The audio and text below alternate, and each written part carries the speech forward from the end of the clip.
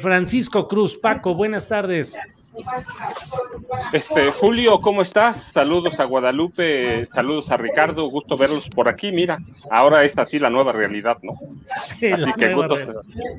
Gracias, Francisco. Guadalupe Correa Cabrera, buenas tardes. Muy buenas tardes, Julio. Aquí muy contenta de estar con Francisco y como siempre con ustedes, con Ricardo, mi amigo, contigo, Julio. Y bueno, muchas gracias por otra vez. A ti, Guadalupe. Ricardo Ravelo, buenas tardes. ¿Qué tal, Julio? Como siempre, un gusto estar contigo en este espacio. Gracias y saludo para Francisco, Guadalupe, para ti en lo particular también, Julio, y al auditorio que nos sigue. Muy bien, Ricardo. Pues vamos a iniciar con nuestro invitado, Francisco Cruz.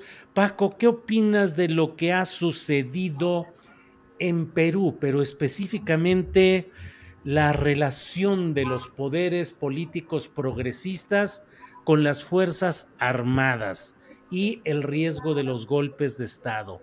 Es decir, ¿qué de lo que estamos viendo y conociendo de Perú es aplicable en sentido positivo o negativo para México? ¿Hay condiciones para que se diera algún intento similar en México? Por el contrario, las Fuerzas Armadas están integradas, digamos, a un proyecto político y se descartaría esa posibilidad. ¿Qué piensas, Francisco? Bueno, mira, primero, Pedro Castillo es un hombre bien intencionado, pero nunca tuvo el pulso político de Perú. Podemos verlo, 100 cambios, más de 100 cambios en su equipo de trabajo, es una barbaridad. Entonces, ¿cuántas son? 3 mociones de juicio político. Es mucho, había aguantado demasiado. Es un hombre bien intencionado, es un hombre ingenuamente bien intencionado, que se arrimó también a gente que no debía. Y el resultado, pues, lo que pasó en estas últimas horas, puede aplicar en México, sí y no. No, porque mira, nuestras Fuerzas Armadas son otra cosa. Hemos tenido debates sobre la militarización en este país, y yo digo que son falsos debates. Este país está militarizado hace mucho tiempo, es un ejército muy bien educado en algunas cosas, es un ejército del que desde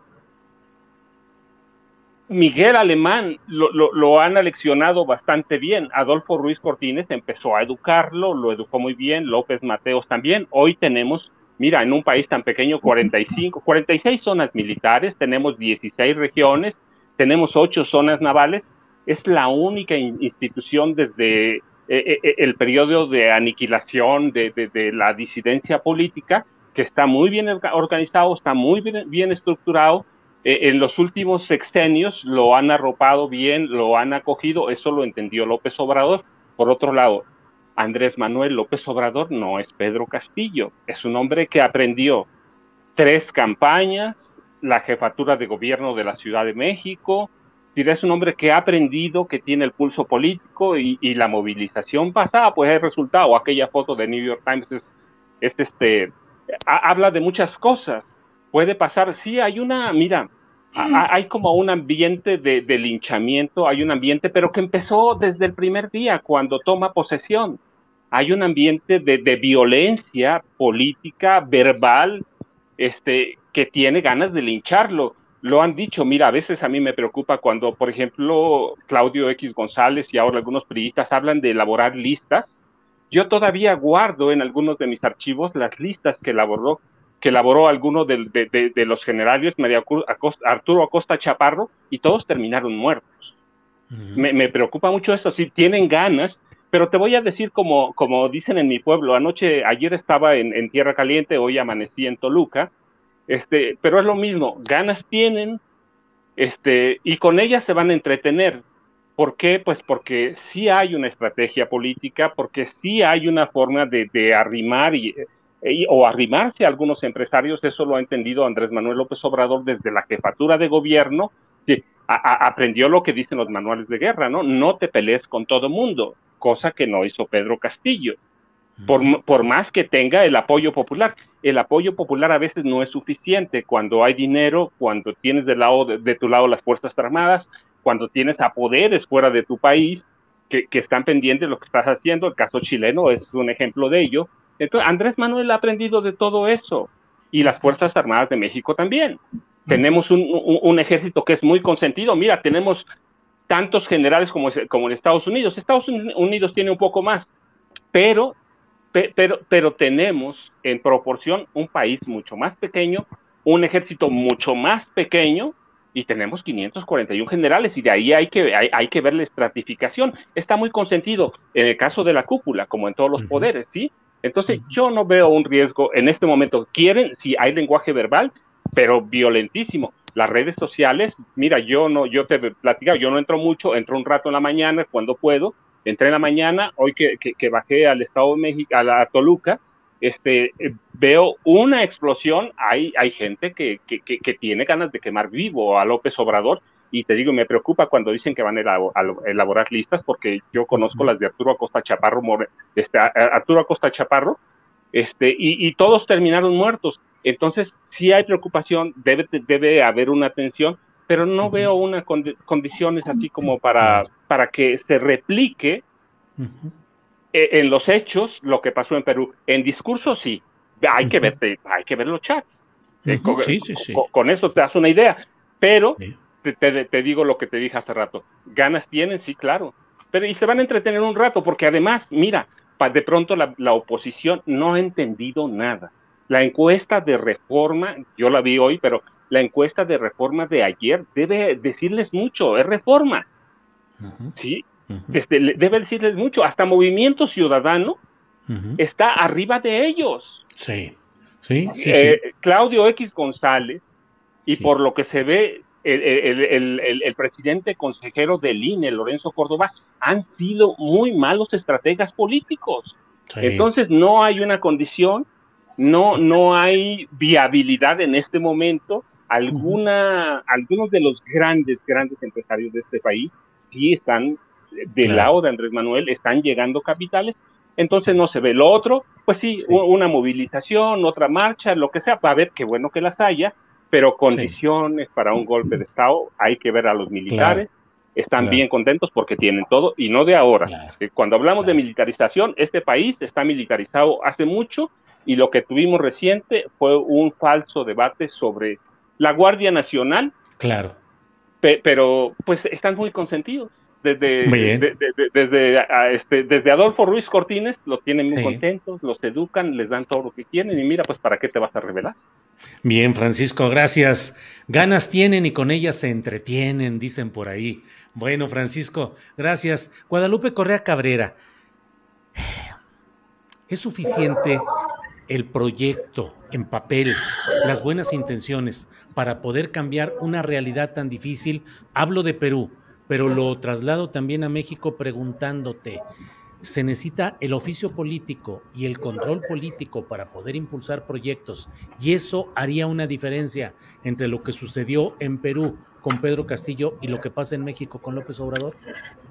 Son países muy distintos, son circunstancias muy distintas.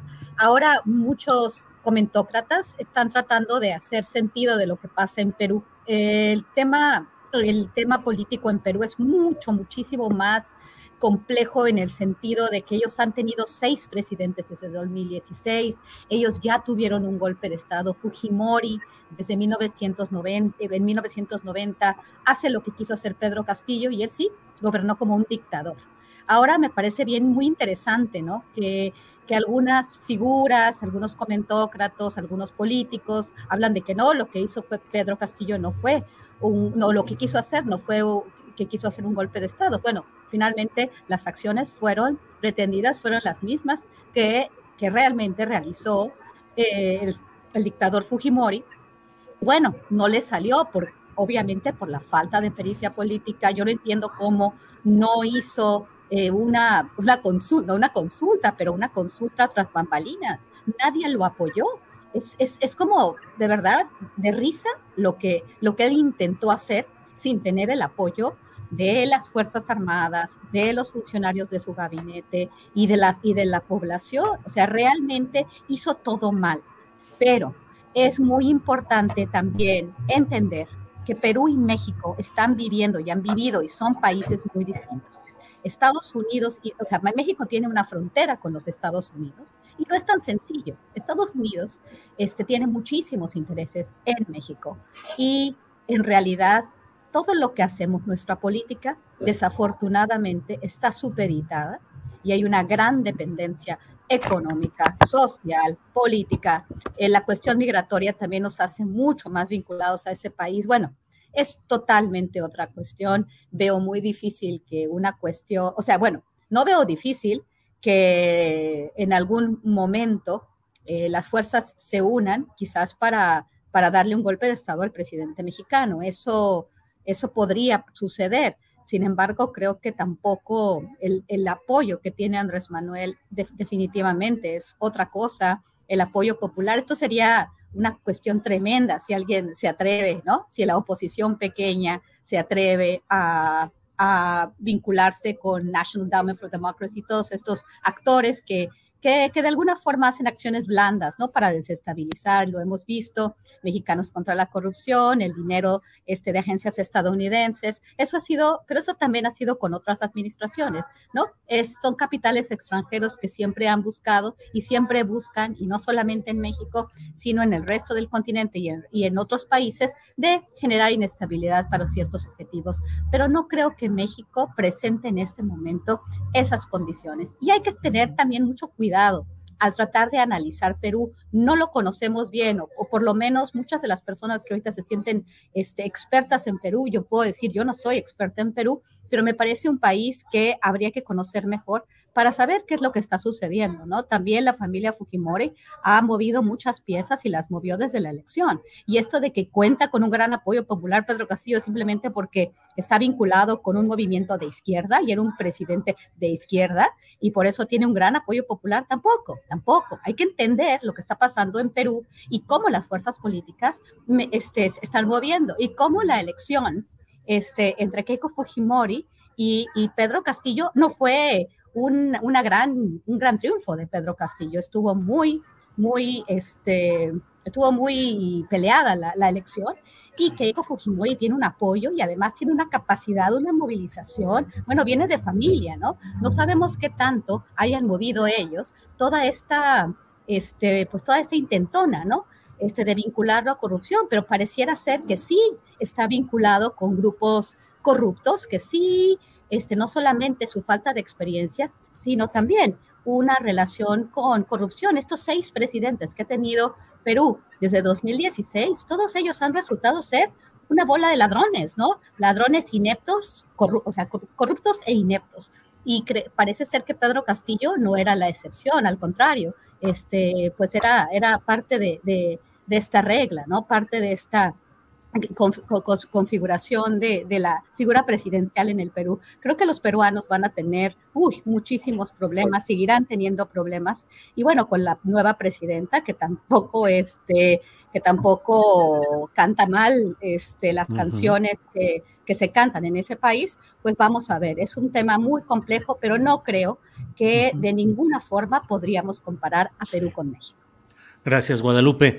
Ricardo, antes de pedirte que nos des tu opinión, déjame informar que el Poder Judicial de Perú ha dictado una detención preliminar por 7 días contra Pedro Castillo. Dice que lo van a investigar por los presuntos delitos de rebelión y conspiración, luego de que anunció la suspensión de actividades del Congreso y la instauración de un gobierno de excepción.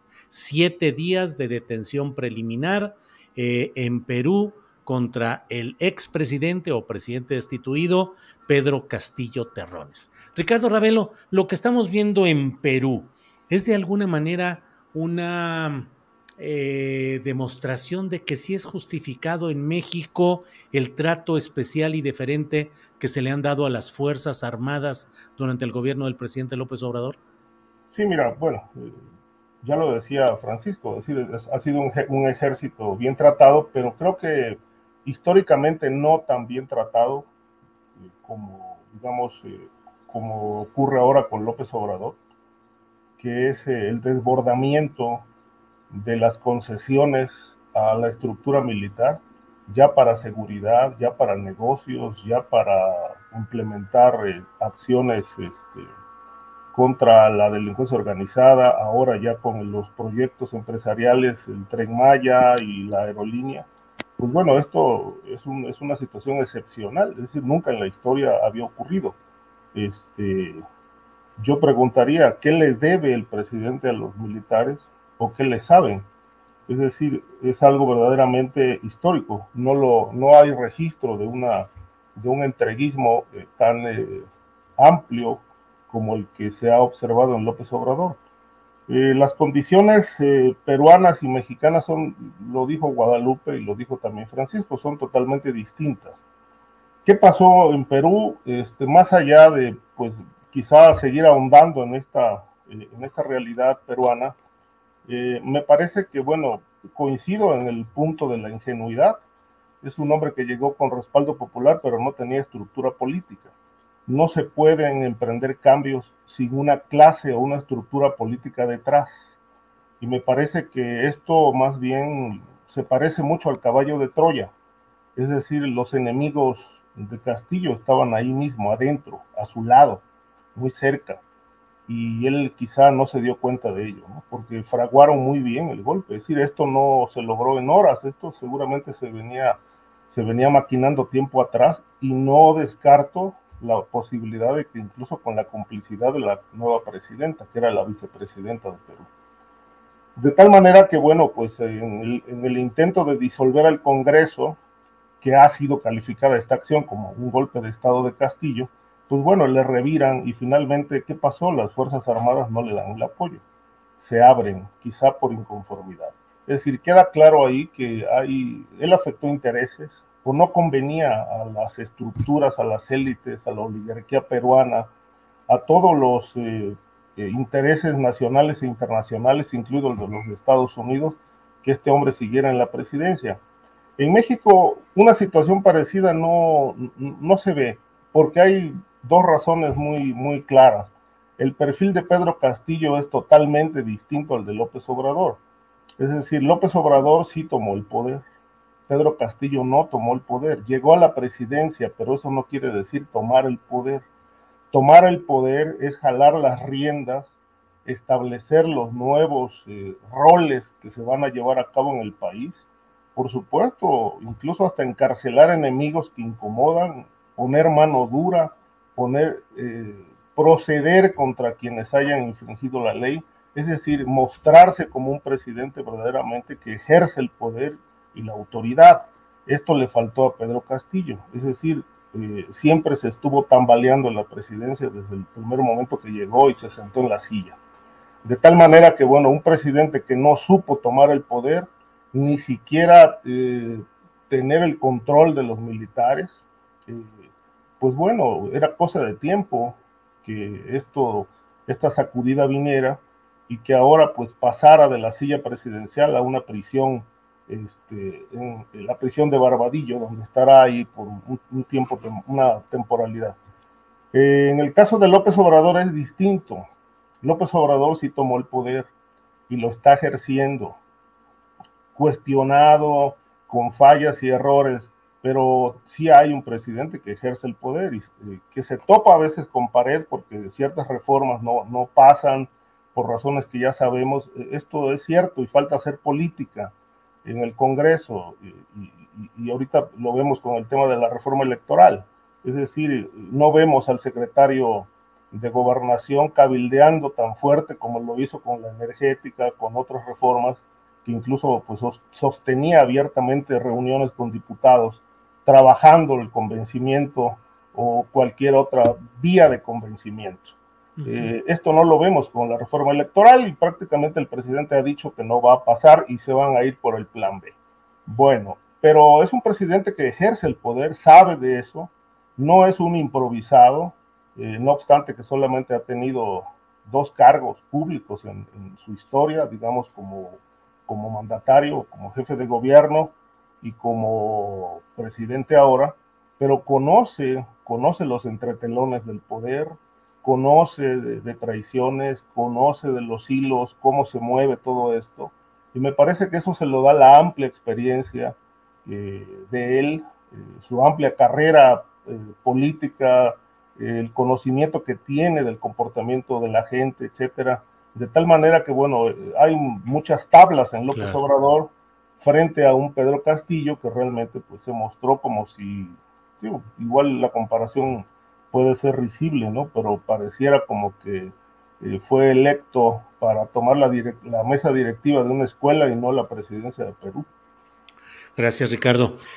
Francisco Cruz, ¿López Obrador ha tomado el poder o sigue estando expuesto a poderes acechantes que no se muestran abiertamente, que incluso aparentan estar en consonancia con él, pero en el fondo ahí están riesgosos?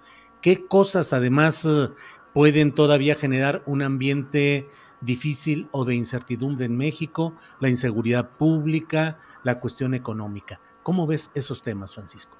No, mira, López Obrador es un personaje, ciertamente, dice Ricardo, tuvo solo un cargo antes de ser presidente, pero tuvo una experiencia brutal, ¿sí? Una experiencia que lo llevó incluso a ganarle al PAN y al Partido Revolucionario Institucional. Es decir, es un hombre que se curtió en la lucha, es un hombre que aprendió muchas cosas, al margen de lo que se pueda criticar, es un hombre que tiene el poder. Hay factores que pueden acechar, siempre lo hay, siempre lo ha habido.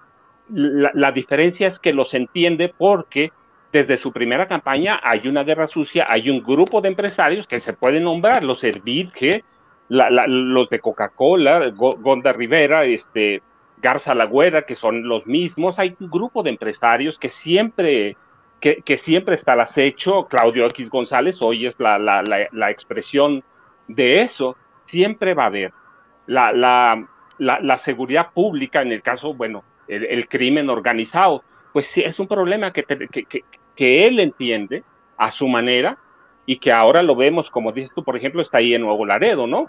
Hay un reacomodo de fuerzas, hay enfrentamientos, hay muertos todos los días, pero creo que en este momento lo tienen bien focalizado, los estados en los que hay muchos más enfrentamientos, sí, los tienen bien focalizados y está resuelto el problema. No, les falta mucho, pero muchísimo. Es un problema muy grave y va a seguir siendo muy grave cuando él se vaya. Sí, la cuestión de la seguridad pública, tomando como sentido crimen organizado, no la va a resolver él, no la va a resolver. Hay cuestiones que se han hecho, bueno, te digo, hay que ver, hoy Nuevo Laredo, pues envían a un contingente de reacción inmediata, es decir, es un cuerpo élite, con un pequeño cuerpo élite de la Guardia Nacional, hay una captura, hay una reacción, la va a ver, es un problema muy grande. Es decir, el narcotráfico siempre hay que compararlo, yo digo, como una empresa. Cuando afectas los intereses de una empresa o cuando la empresa quiere crecer, es muy complicado. Y así, ¿cuántos años dejaron crecer en Tamaulipas? Que es un reflejo del país, va con el cártel del Golfo, ¿sí? En su nacimiento, es un reflejo del país. ¿Cuántos años lo dejaron crecer? Es un pequeño enclave de narcotraficantes, de sicarios, que además está al lado de la frontera con Estados Unidos. Entonces sí hay acechanzas, siempre las va a haber. Pero 4 años después, López Obrador lo tiene controlado. Lo económico, pues mira, sí hay inflación, hay muchas cosas, pero tiene algunas cosas muy controladas, no está solucionado. La inflación es, hay que verla. Hoy fui al súper a buscar unas cosas, lo que me costaba un precio hoy cuesta más o no había. Si no digo que hay escasez, no, son cosas diferentes. Lo que digo es que en ese momento no había, pero siempre va a haber acechanzas, pero el país está caminando, caminando. No veo que por cuestiones económicas el país tenga que desdoblarse en este momento en violencia. Mira, a mí a veces, Julio, y lo de Ricardo, Guadalupe, a mí no me preocupa a veces el crimen organizado. No quiere decir que no hay que tenerlo en cuenta, no. A mí me preocupa más, justamente porque yo vivo en pueblos, me preocupa más la violencia común. Que yo me suba a una micro, dicen en la Ciudad de México, y que me asalten y que después todos agarremos al ladrón y lo matemos, lo linchemos. Esa violencia me preocupa más la del crimen organizado. Si se matan entre ellos, bueno, pues son entre ellos. Y claro, llevan ahí víctimas de otros, pero a mí me preocupa que el tejido social esté roto todavía. Si todavía no se va a recomponer y va a llevar mucho tiempo. Entonces, estas son acechanzas, sí, pero no veo así como que de momento se le pueda desbordar a Andrés Manuel López Obrador un problema derivado de cuestiones económicas. El dólar lo tiene bajo control. De pronto a mí me da, mira, un poco de risa que algunas calificadoras, por ejemplo, hace unos meses dijeron, bueno, va a haber una devaluación a fines de 2023, de 2022 o en 2023 o en 2024. Hay como una serie de adivinanzas en vez de hacer análisis serio. No lo veo, sí, pero sí veo muchos problemas. Claro. Cuando voy de visita a Ciudad de México, pues lo ves incluso en el metro, sí, ¿no? Sí. Entonces sí hay problemas, pero no veo que por cuestiones económicas, económico-financieras, se le vaya a desbordar. Hay inversión extranjera, y por el lado del crimen organizado, pues los grupos están ahí, mutan de vez en cuando de nombre. Sí. Hoy tenemos Nuevo Laredo, hace poco tuvimos Guanajuato, tuvimos Chihuahua, sí, tuvimos Baja California. Siempre, mientras no se controle bien, lo van a poder controlar. Yo creo que es ingenuo quienes pensaron que cuando Andrés Manuel López Obrador tomó el poder, era ingenuo decir que iba a resolver el problema. No, claro, es mucho más profundo de lo que parece, con el involucramiento, claro, de las Fuerzas Armadas, incluida la Marina y la Fuerza Aérea. Entonces, eso, ¿podemos decir que ya se acabó la corrupción en las Fuerzas Armadas? No, la verdad es que no. Son muchos los mismos. Sí. Es un problema que tienen medianamente focalizado. A mí me preocupa la otra violencia, que cuando yo viajo de tierra caliente, como anoche que viajé hacia Toluca, me preocupa que se suban más, no la maña, porque la maña sé quiénes son. Me preocupa que se suban habitantes de la zona a robarme o a asaltar a mis hijas, a robarle los aretes de fantasía. Esa violencia, mira, me preocupa más, y es derivada de que sí tenemos un problema de pronto económico que hay que atender. Claro. Francisco, gracias. Un detalle nada más quería añadir. Ricardo. Es muy interesante lo que dice Francisco, porque esto me permite recordar algo.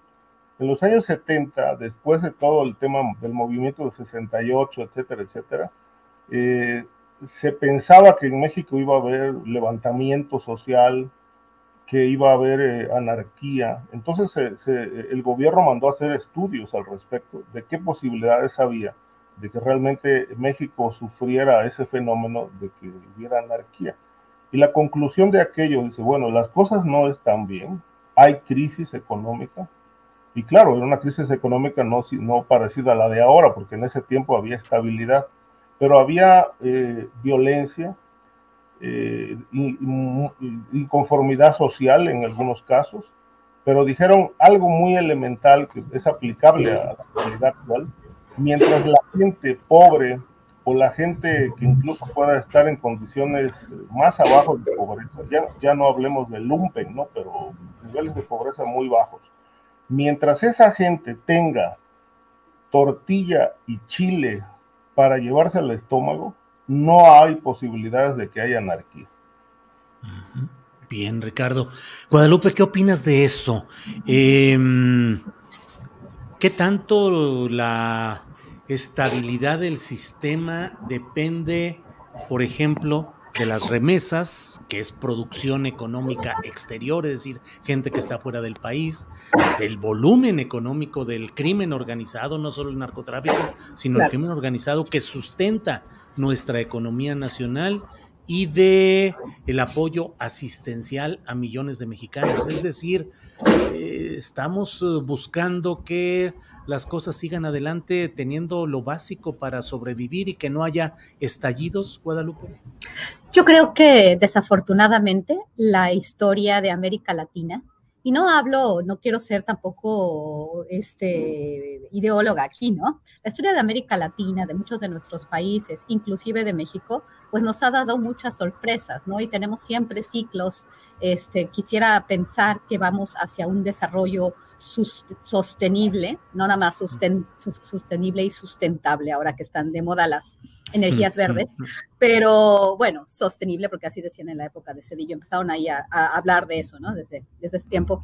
Pero desafortunadamente la programación económica, los programas económicos, muchos de los proyectos sí son asistencialistas, no están necesariamente bien planeados, pero bueno, hay inversión. O sea, la inversión que está haciendo el gobierno mexicano en sus grandes obras, obviamente contiene la crisis económica en el corto plazo, ¿no? Las remesas, el crimen organizado, el lavado de dinero, del coyotaje, por ejemplo, en México, muchas actividades lícitas e ilícitas de corto plazo, pues hacen que la economía de alguna forma se mantenga. Y que no estamos como Perú, pues sí, que no estamos como Argentina con estos niveles de inflación, pues también, o sea, a nivel macroeconómico, no tenemos unos indicadores tan complejos. El precio del petróleo, el gas natural. Somos un país que tenemos recursos económicos. Y hablo, cuando digo el gas natural, obviamente también los mercados energéticos que funcionan a través de especulación, no necesariamente que nosotros estemos produciendo todo lo que necesitamos, ¿no? Pero sí, en el caso del petróleo, un precio aceptable del petróleo por la crisis ucraniana, pues nos ha hecho tener una mejor, a nivel comparado, ¿no? Una mejor situación a nivel macro, una mejor situación también estructuralmente. Hay decisiones que se han tomado bien, ¿no? No es Venezuela en la época de Chávez donde todo se gastaba en puro asistencialismo, ¿no?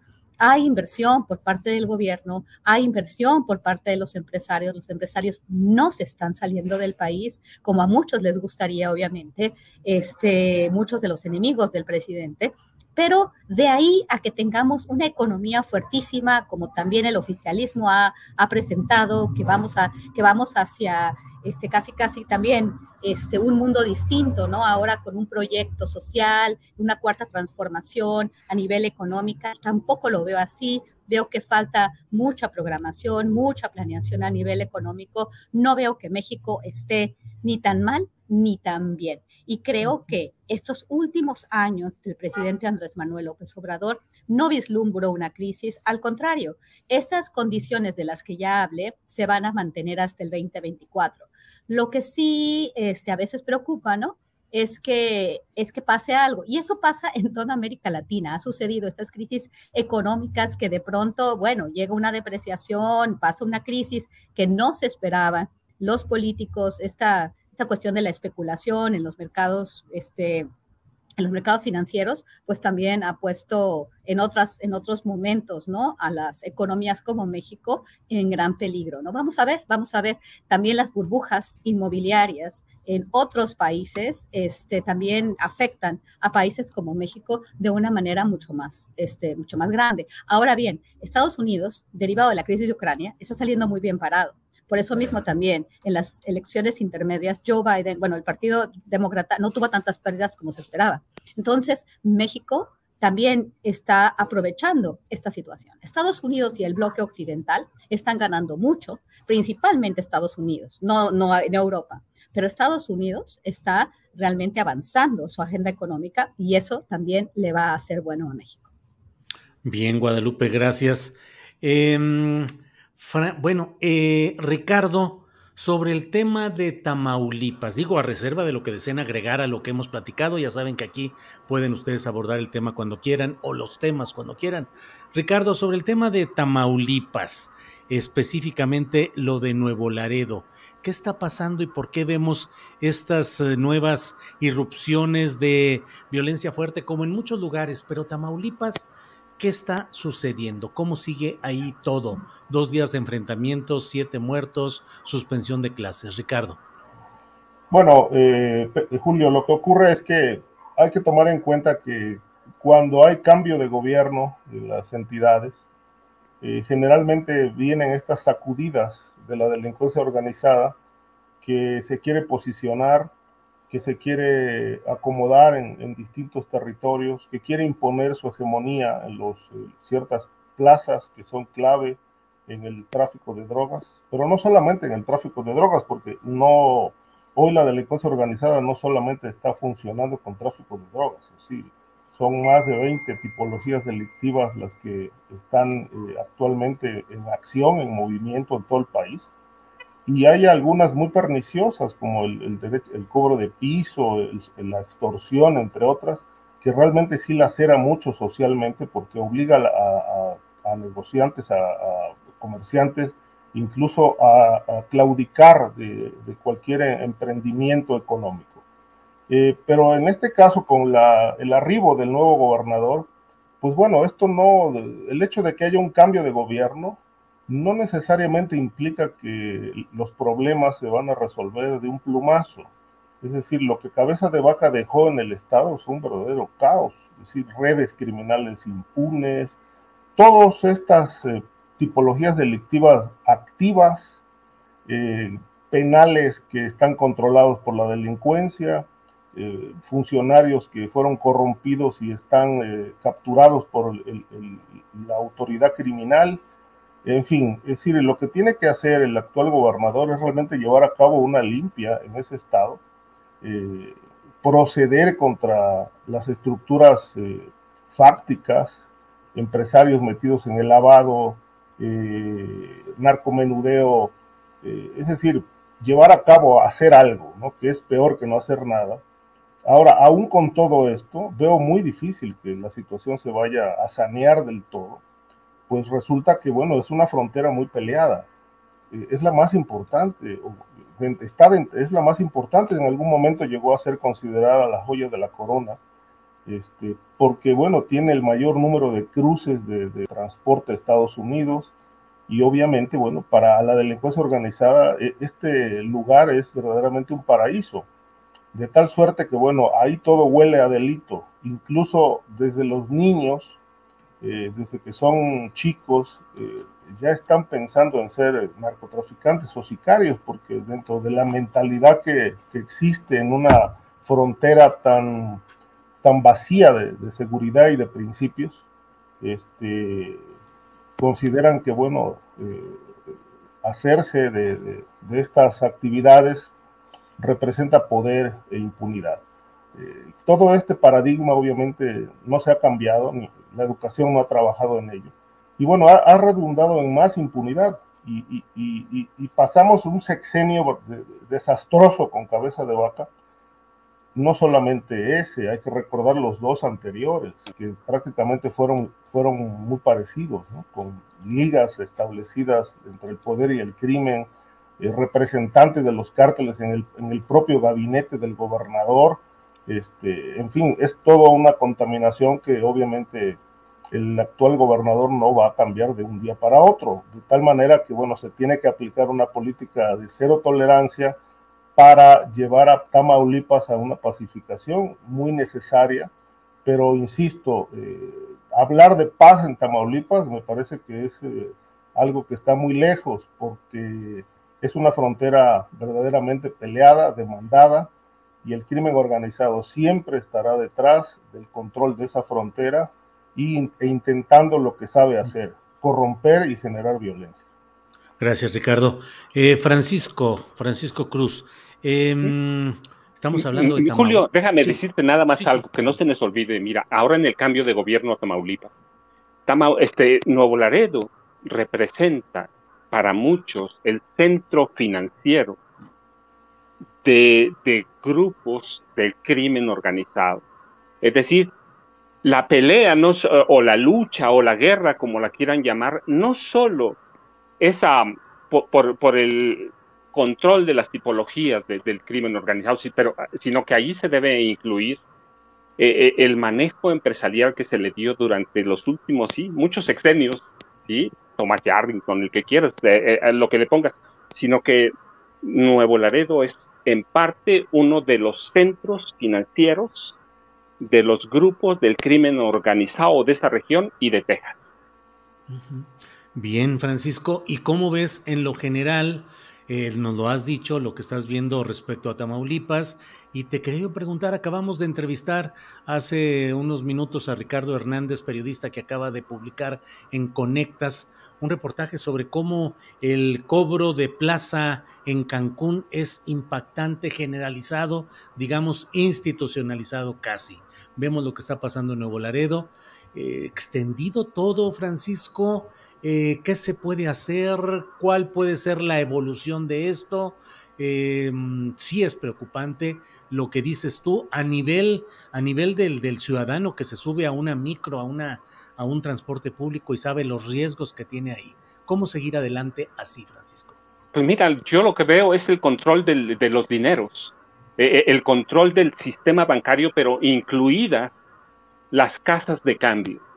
¿Sí? En algún lado tiene que fluir, que es en los bancos, en las casas de cambio, en algunos negocios que son sospechosos, en algún lado influye el manejo de todo ese efectivo que es producto de la extorsión, de la trata de blancas, del tráfico de indocumentados o tráfico de personas, como le llaman ahora. En algún lado influye y en algún lado fluye ese dinero. Y ese dinero, pues tiene, por ejemplo, en la zona que yo vivo, tiene la salida a Toluca y luego la salida a la Ciudad de México. Otros van hacia el puerto Lázaro Cárdenas, pero el dinero se mueve siempre hacia el centro. Entonces, una de las salidas que nunca se ha atendido bien, pues claro, es un negocio muy redituable, ¿sí? Es el movimiento del flujo de los dineros que dejan todas las actividades del crimen organizado. En la medida que los controlen y en la medida que haya presencia, no solo que haya presencia de autoridades que puedan controlar los flujos de dinero, en la medida que haya presencias de grupos especiales, pero bien hechos. Mira, yo recuerdo hace algunos años, en un pueblo que se llama Lubianos, teníamos un cuartel de la Marina cuando no hay mar, cuando no hay ríos, cuando no hay nada y cuando no conocían la zona. ¿Sí? Entonces, mientras no haya una planificación verdaderamente de inteligencia, y hablo no de inteligencia de la Guardia Nacional, el ejército es el que controla, mira, hace mucho. ¿Sí? Yo recuerdo en 2015, 2016, no sé cuántas veces subí a la montaña en Guerrero, ¿sí? Y teníamos abajo un control de la Policía del Estado, luego teníamos un retén de la Policía Federal y arriba un control del Ejército y en parte por ahí de la Marina. Y entonces yo me preguntaba, ¿y por dónde sale la droga? ¿Y por dónde sube el dinero? Entonces, mientras no haya en algunas zonas, como la Tierra Caliente donde vivo, control de los dineros, control de los negocios, control de esos lugares que manejan todo el efectivo de los grupos del crimen organizado, es muy complicada la solución. En algún lado sale y uno sabe a dónde están, ¿sí? Entonces, sí, para mí es el control del dinero y luego el control de las instituciones bancarias en Ciudad de México, que es a donde se mueve el dinero. Bien, Francisco. Guadalupe, ni modo de no preguntarte de Tamaulipas, y te pregunto o te pido que nos ayudes a tener una visión de cómo va el cambio político, si es que se está dando en Tamaulipas con la llegada del nuevo gobernador Américo Villarreal. Sí, muchas gracias. Qué bueno, Julio, que estamos tratando eso, porque sí he estado observando ciertas dinámicas políticas en ese estado que no me tienen muy contenta. Bueno, en primer lugar, quiero decir que a mí sí me preocupa bastante la delincuencia organizada. Definitivamente, la delincuencia común es muy preocupante y además tenemos a la misma institución ahora a cargo de los dos tipos de seguridad, la seguridad pública y ciudadana por un lado y todo lo que tiene que ver con delincuencia organizada bajo las órdenes de las Fuerzas Armadas. Me preocupa bastante la delincuencia organizada. Acabo de llegar del estado de Sonora, estuve por ahí por toda la zona de Altar, de Caborca, de Sonoita, por ahí estuve, que es una zona muy complicada. Y bueno, sí me preocupa, la verdad. Digo, eso de decir, no, pues me preocupa más que me roben la bolsa, pues no, sí me preocupa bastante. Y nos debe preocupar y también le preocupa bastante al gobierno, que envió a fuerzas especiales de la Sedena a la ciudad de Nuevo Laredo. Hubo enfrentamientos, supuestamente porque en alguno de estos enfrentamientos, muchas veces no es muy claro qué es lo que sucede, parece ser que también se abatieron algunas personas vinculadas a la delincuencia organizada, se cancelaron las clases, por eso también preocupa el tema de la delincuencia organizada. Y bueno, la ciudad de Nuevo Laredo es una ciudad todavía que tiene muchísimos problemas. Recordemos que no es porque Cabeza de Vaca otra vez, ¿no? Ya, se va Cabeza de Vaca, que es tremendo, y ya todo el estado es un estado limpio, puro y ya seguro, ¿no? Ahora así lo presenta el nuevo gobernador, que se pone ahí con las manitas así para decir que su justicia social y que es un nuevo tipo de Tamaulipas, una serie de promociones y de tonterías cuando realmente se está viviendo una violencia muy importante en Nuevo Laredo. La carretera Nuevo Laredo-Monterrey, no solamente porque se fue Cabeza de Vaca, ya las cosas se van a resolver. Sí, los penales de Tamaulipas ya cambian de directores, lo cual me parece muy, muy importante, pero el señor, gobernando muy de la mano de su familia, dicen las malas lenguas, su hijo, su esposa, están ahí muy de asesores, ¿verdad? Ya también con mucha ambición, pareciera ser. Eso es lo que dicen las personas que habitan y que conocen la política tamaulipeca, y también ya lo vemos viajando a Washington. El gobernador de Tamaulipas el día de ayer estuvo en Washington, se reunió con el embajador, y yo creo que tenía una agenda que no conozco bien, pero ya se estaba tomando la foto como su antecesor. Les encanta ir a Estados Unidos, promover las inversiones. ¿Cómo van a promover las inversiones si no puede, promoviendo las inversiones, tenía el problema tan importante hasta desde hace una semana en la ciudad de Nuevo Laredo? Me parece muy anticipada su canto de victoria, sus fotitos ahí con sus manitas así, que no sé qué significa, por cierto, y bueno, toda esta serie de despliegues, lo mismo que hicieron cuando desde la Federación se le apoya, se le manda a las Fuerzas Armadas. Quiero que todos recordemos qué ha sido Nuevo Laredo, qué fueron los Zetas, quiénes crearon a los Zetas, que fueron realmente Fuerzas Armadas desertoras, y además se fueron nutriendo de más elementos de las Fuerzas Armadas. Hay que entender esto muy bien, la capacidad, la extensión de los miembros de las Fuerzas Armadas. Sí, siempre ha estado militarizado México, pero cada vez está más militarizado México. La extensión de sus capacidades, la presencia. Muchos de estos cuerpos, no porque sean Fuerzas Armadas o Guardia Nacional, pues van a ser buenos porque ya ahora son el ejército del pueblo de Andrés Manuel López Obrador. Y más en la ciudad de Nuevo Laredo, los ciudadanos saben perfectamente lo que han implicado las Fuerzas Armadas y su vinculación a la delincuencia organizada, derivado de la consolidación de los Zetas en esa plaza en particular. Esa era su plaza, esa sigue siendo la plaza del Cártel del Noreste.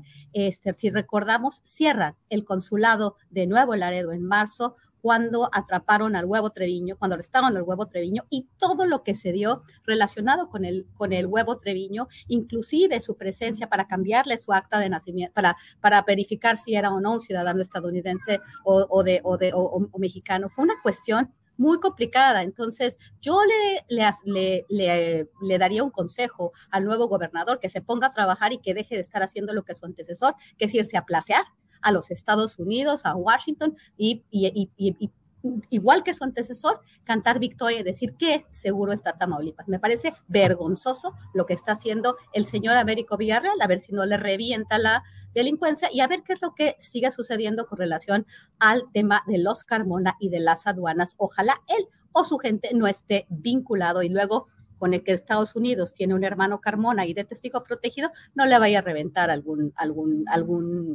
escándalo. Esperemos que no sea así. Bien, son las 2:50 p.m, Paco Cruz. Tenemos luego espacio para lo que llamamos postrecito, unos 3 minutos cada cual para tocar el tema que desee. Claro, pero Paco, mira, te digo algo sí, antes de que rapidísimo. Lo que yo digo es que al crimen organizado lo están combatiendo permanentemente, sí, bien o mal, pero no hay una tarea de reconstrucción del tejido social. Y eso es más peligroso Eso es más peligroso. Entonces, hay que atender el tejido social. Yo viví desde los 80 la llegada de los grupos de Tamaulipas. Fíjate que bajaron de Tamaulipas a Tierra Caliente.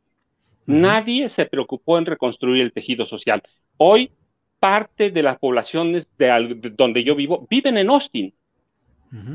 Otros están dedicados al crimen organizado, pero lo atiende el gobierno de alguna manera, mal como tú quieras, lo podemos documentar y lo podemos investigar, pero nadie atiende la reconstrucción del tejido social y que eso viene a partir del empobrecimiento de este país. En la medida que no les demos alternativas, van a llegar lo mismo que llegaron a Tejupilco, a Lubianos, a donde tú quieras. Van a llegar y van a ofertar buenos salarios, por lo menos mejores que los que tenían, mejores que los que hay, y va a haber dos disyuntivas. ¿Te vas a vivir a Estados Unidos, a Austin, o te vas a trabajar como sicario, como dealer, como tú quieras? Entonces tenemos que ofrecer una salida social, y esa gente que no tiene y que aprende con los narquitos, entonces va a crear una violencia, sí, derivada del tráfico, del crimen organizado, pero que no necesariamente es crimen organizado. Entonces sí tenemos que atender el tejido social, que es el que no vemos y que es el que lincha y es el que roba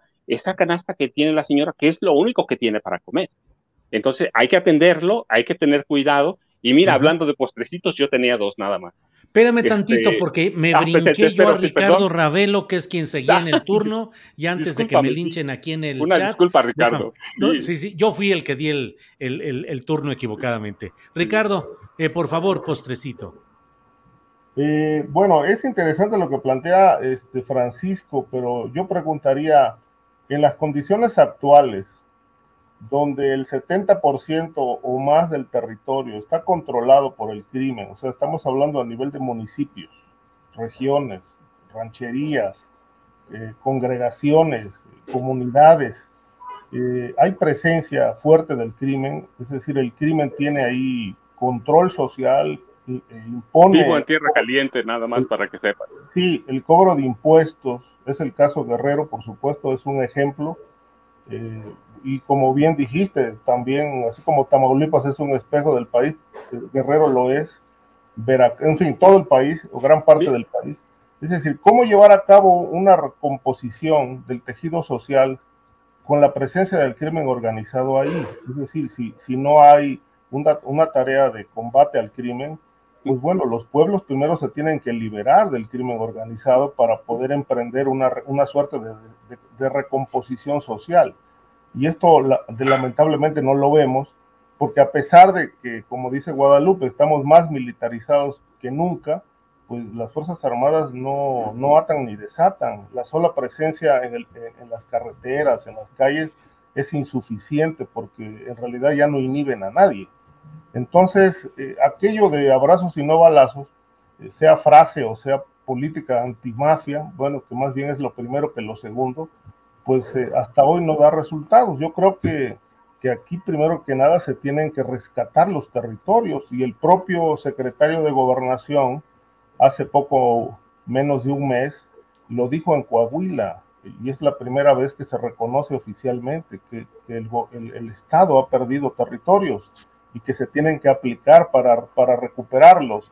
No veo hasta ahora una estrategia para ello, pero si la sociedad no es liberada, esta sociedad que está capturada, que tiene que pagar piso, que tiene que pagar extorsiones, como en Lubianos, tú mencionas el caso de Lubianos, en efecto, es un ejemplo de cómo incluso el crimen impone el precio de los productos que consume la gente, porque de ahí los comerciantes le pagan el piso a la familia michoacana que tiene el control en esa zona.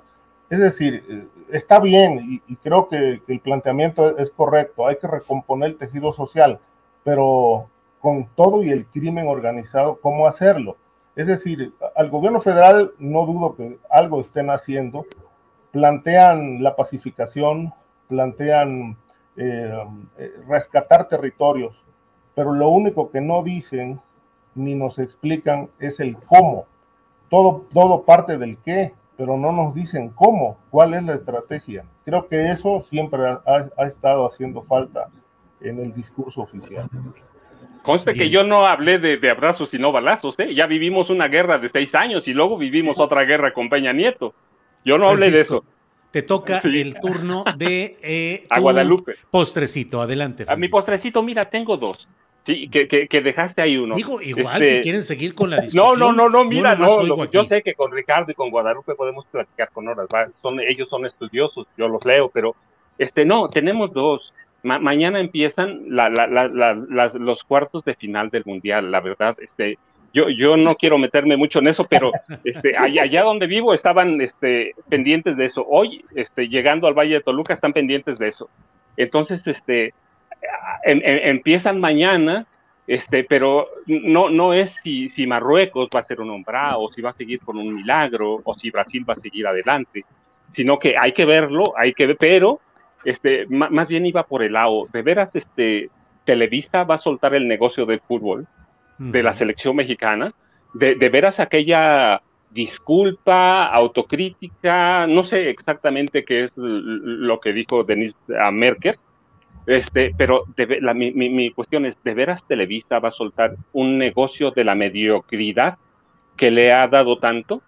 ¿De veras se van a atrever a cambiar? ¿De veras va a haber cambios en el fútbol mexicano cuando vemos que acaban de imponer de nueva cuenta por lo menos unos meses a John de Luisa y aparte de su equipo? Eso es una, y mira, y el otro que se quedó pendiente, sí, el de la Suprema Corte, es bien bueno porque los 5 candidatos que tienen, ninguno habla de los problemas reales que tiene el Poder Judicial de la Federación de este país y que eso implica todo lo que estábamos hablando, el crimen organizado. Es un poder que es sumamente corrupto y que ellos lo han reconocido. Hay estudios de nepotismo, compadrazgo, amiguismo. Hay ministros que tienen hijos, amigos, primos. Entonces, es rico, son esos. Y yo quería dejar esos 2 temas. Primero, el de la nueva etapa del Mundial Qatar 2022, pero que son los partidos, ciertamente, porque también los sigo. Pero el otro es lo serio. Verdaderamente, Televisa va a soltar ese negocio con el que ha vivido y ha hecho cantidades de dinero, pero escandalosas y ofensivas. El otro, y es el de la Suprema Corte de Justicia de la Nación, que verdaderamente, pues cuando van a empezar en enero, tiene que ser la elección, ¿no? Empiezan con el año, para sus 2 años. Es un poder que no vemos, que es invisible y que quieren impulsar la credibilidad. No sé, dicen ellos que son el garante de los derechos de los mexicanos, pero yo veo un poder garante de amiguismo, de compadrazgo y de seguir gozando lo que siempre han sido, ¿no? La burocracia dorada. Vaya, Francisco, bien. Pues Guadalupe Correa, te toca cerrar esta mesa intensa que está al final, como siempre, se pone calientita y movida. Guadalupe, postrecito.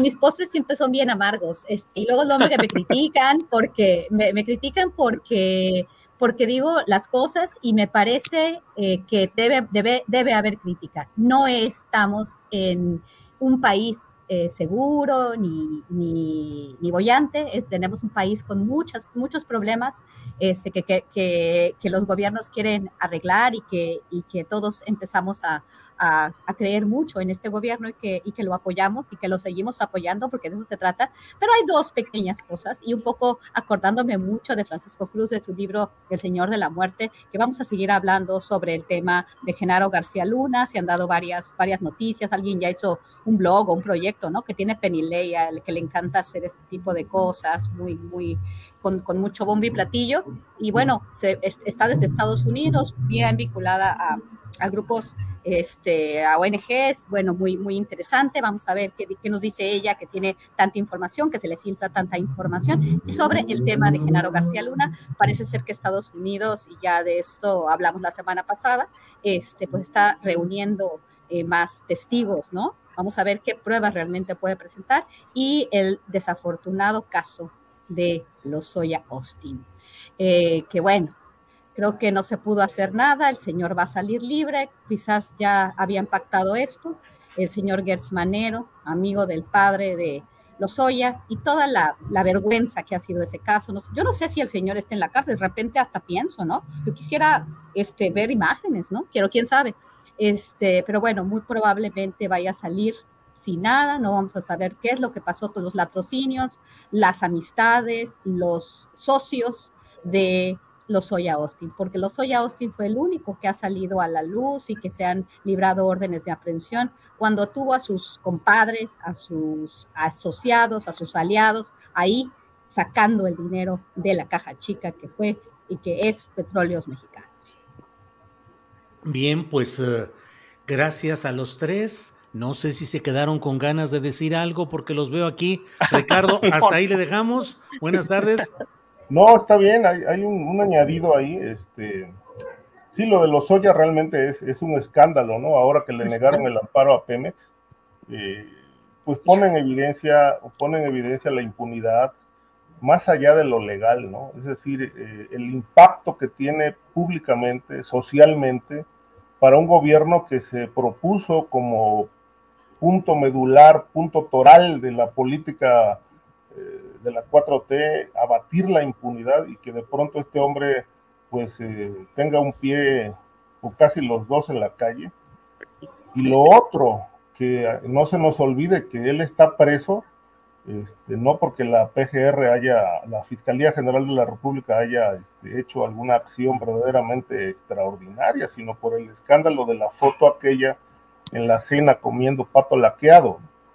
A partir de eso, bueno, pues le retiraron las medidas de privilegio y lo metieron a la cárcel, donde sigue teniendo privilegios. Se habla, porque además yo tengo algunos contactos ahí en Reclusorio Norte, de que la zona VIP, pues sí cuesta más de 300,000 pesos mensuales para tener derecho a un cocinero, vinos, atenciones de todo tipo, y eso es lo que paga Lozoya, eso paga Duarte, eso pagan los políticos que están allí y gente adinerada que está presa, Lozoya incluso, y obviamente, bueno, pues son los privilegios que el propio sistema penitenciario de la Ciudad de México niega. Pero bueno, yo he entrado al penal y sí, pues los propios custodios conocidos dicen, ahí está la zona VIP y vale tanto, y eso implica pues una serie de privilegios. Es decir, finalmente Lozoya sigue viviendo como un pachá dentro de la prisión, de tal manera que, bueno, pues la única diferencia es que está bajo 4 paredes o en un espacio encerrado, pero goza de todo, tiene libertad para todo. Bien, pues Guadalupe, es que aquí tengo que hacerla de intérprete de gestos y actitudes. Les veo las caras, los rostros de mis compañeros y digo, algo quieren decir extra. Francisco, ¿te quedaste con ganas de algún? No, mira, tengo que, justamente voy de regreso vine a hacer unas cosas a Toluca. Cada 8 de diciembre y 9 tengo que estar en Toluca por toda mi vida. Cuestiones personales, entonces voy justamente de regreso al pueblo a donde debo ir, así que yo les agradezco, Guadalupe, Ricardo, les agradezco mucho la plática, que de pronto me sacan ahí de mi nido en tierra caliente. Julio, como siempre, muchas gracias, de veras. Al contrario, Paco. Guadalupe, gracias, ahí le dejamos. Y gracias. ¿O hay algo más que quieras? No, pues yo quería agradecerle a Francisco que esté el día de hoy en la mesa. Y bueno, su libro, obviamente yo también lo he leído y por eso me acordé, ¿no? Me acordé de García Luna, de que he estado pues platicando mucho de qué es lo que tendrá Estados Unidos, por qué pasó lo de la Barbie, y bueno, muchos en Estados Unidos, en Washington, dicen que el gobierno de los Estados Unidos lo que está haciendo es ver con los testigos, ¿no? Pero ¿a poco vamos a creer en lo que dice la Barbie? No lo sé, habiendo sido, o no, o sea, habiendo sido un informante de las agencias estadounidenses, pues entonces yo digo que es la Barbie y yo digo que este es mi cuate y pues me sacan de la cárcel. Ese es el problema con el sistema judicial estadounidense. Testigos protegidos. ¿Quién termina en la cárcel y quién sale? ¿Y por qué se sigue haciendo esa marejita, ¿no? Que sigue dando dinero a la DEA y a todas estas agencias que lo único que hacen es pues provocar más muerte y destrucción al sur de la frontera con Estados Unidos, ¿no? Entonces, gracias, Francisco, por tu libro que leyó mi papá. No, hombre, pero además deja decirle que era mi vecino. Sí, nada que ver, nada que ver, pero vive, no digo a dónde, pero vive como a una cuadra, menos de una cuadra. 2 minutos hice de la casa donde vive él a donde yo tengo que llegar. Sí. Y sigue viviendo, su hermana Esperancita sigue viviendo en el mismo lugar. ¿Sí? Okay. Así que ese libro me tocaba porque alguna vez mi papá metió a la cárcel a uno de sus cómplices, nada más por eso. Ajá. Ricardo, ya tenemos que cortarle aquí porque ya estamos dando datos que pueden resultar complicados. Sí, pero eso que dice Guadalupe es cierto, el sistema en Estados Unidos lo permite todo, tanto que, bueno, independientemente del caso Barbie, lo cierto es que, bueno, si el Cárdenas, por ejemplo, está a punto de salir. Claro. Falta muy poco por estas cuestiones de negociaciones, pero creo que ha sido, digo, si el público tiene otro dato, agradeceré si me lo precisa. Tengo entendido que ha sido el único capo sentenciado en privado. En privado, o sea, no hubo, es decir, en privado, y a partir de ahí se negoció y pues le impusieron una pena muy baja y está a 3 años o quizá menos de salir. Sí. Pues bueno, ya le pongo aquí fin porque si no aquí le seguimos toda la hora Muchas completa. Gracias a todos. Francisco, gracias, hasta luego. Julio, Guadalupe, gracias a los tres. Gracias. Hasta luego, que les vaya muy bien. Gracias, Adiós. Bye.